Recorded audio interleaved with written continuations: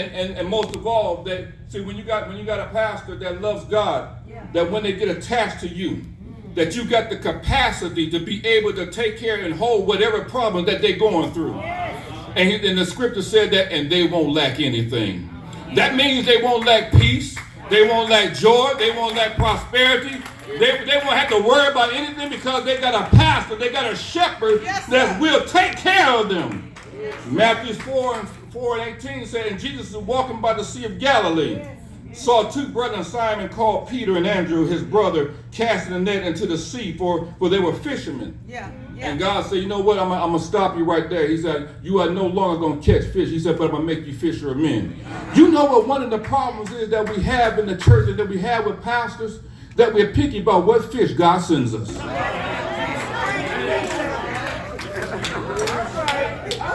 We are picky about what fish God sends us. See, some of you want some perch and some of you want some bass, but God may send you Jaws at your church. God may send you Finding Nemo and Dory and everything else. Don't be picky about what God sends you. Just say, God, thank you that you sent me. Do I got any witnesses here this morning? Don't throw the fish away that God sends you.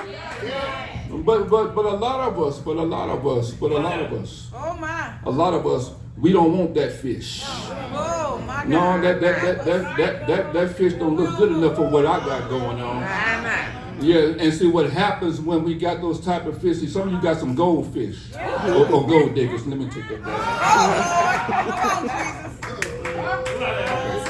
Come on. See, some of you got some churches, they got pastors. The only thing they're concerned about is how much money they're going to get in their pockets. What can I get from the church to go ahead and bless me with a new car or a new house? Stop worrying about the money that you're going to get and worry about the souls that God sends you. Yeah, we get fish that come in, but because we don't like the rainbow fish, we want to judge them. But not knowing that you got a bunch of rainbows around you too. And God said, I'm going to come and visit you because you're throwing fish away that I sent you. And he said, I didn't tell you to judge them. I didn't tell you to abuse them. I didn't tell you to take them out the water where they can't breathe. He said, I told you to feed them, take care, protect them, love them, teach them the word. He said, when I send the fish to you, the only thing I want you to do is just watch over them, watch over their souls, and let God. See, some of us, we're so busy. Look at something, don't be too busy.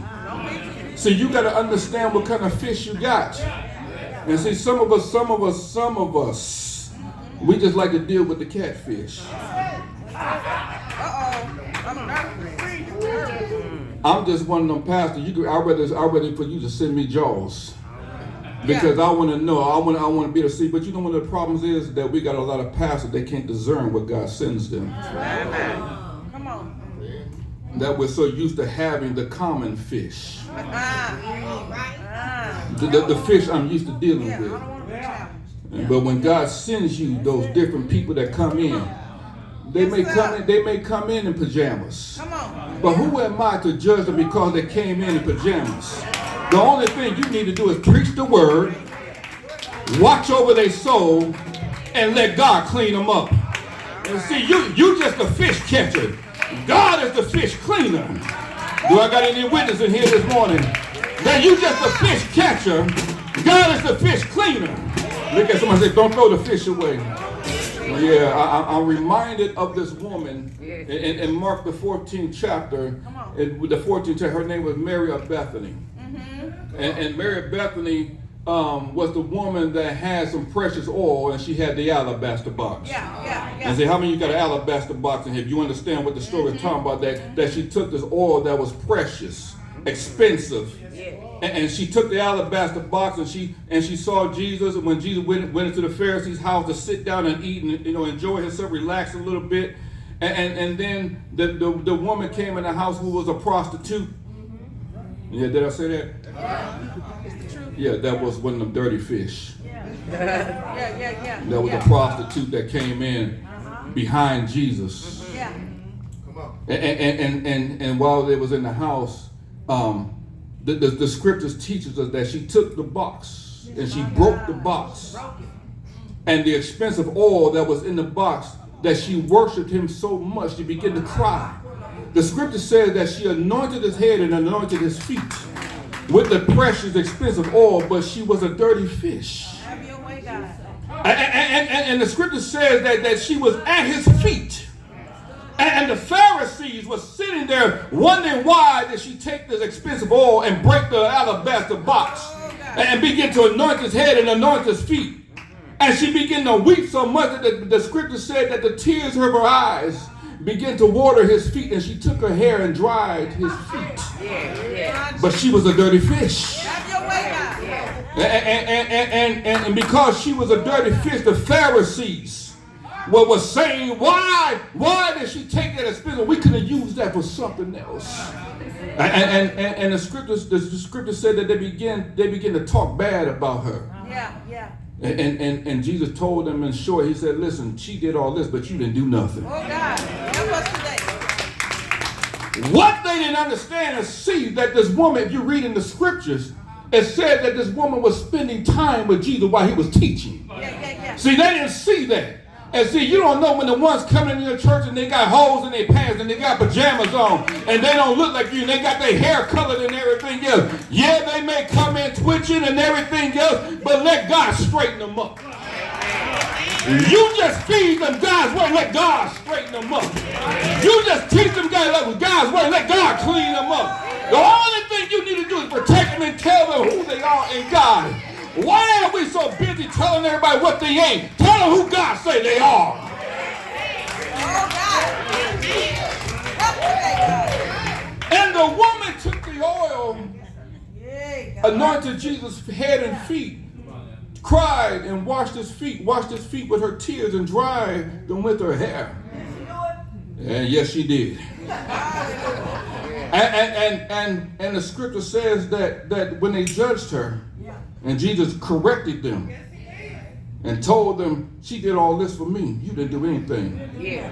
You don't understand that this rainbow or this dory or this jaws or whatever you want to call them, this dirty fish that you're judging, that she was spending time with me when you wasn't. Because if you were spending time with me, you will understand that that's who I sent you. And the only thing you need to do is feed them. The only thing you need is to protect them. The only thing you need to do is watch over their soul. Let me do the cleaning up. I didn't ask you to do anything but feed them, take care of them, watch over them, and let me do the cleaning up. And she took it. She took it, and she did everything she was supposed to do. And I love what the scripture teaches us that while she was doing all that, while they were talking about her and wanted her away from Jesus, they didn't know that she was already spending time with him. So you don't know what people are doing in their own private. Yeah, they may come in pajamas and everything else. I had somebody come in my church with pajamas on one Sunday morning. I greeted them at the door. Am I right about it, Sister Williams?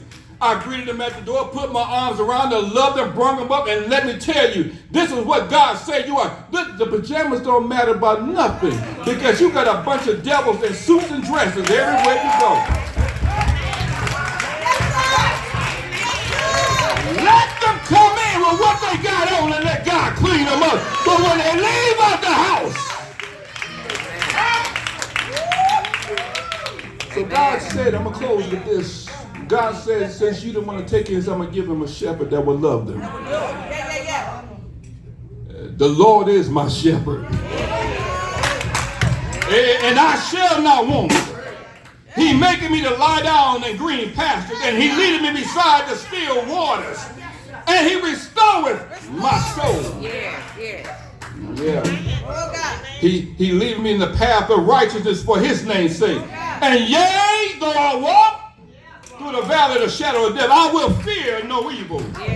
For thou art with me, thy rod and thy staff, they comfort me. Thou preparest the table in the presence of my enemies.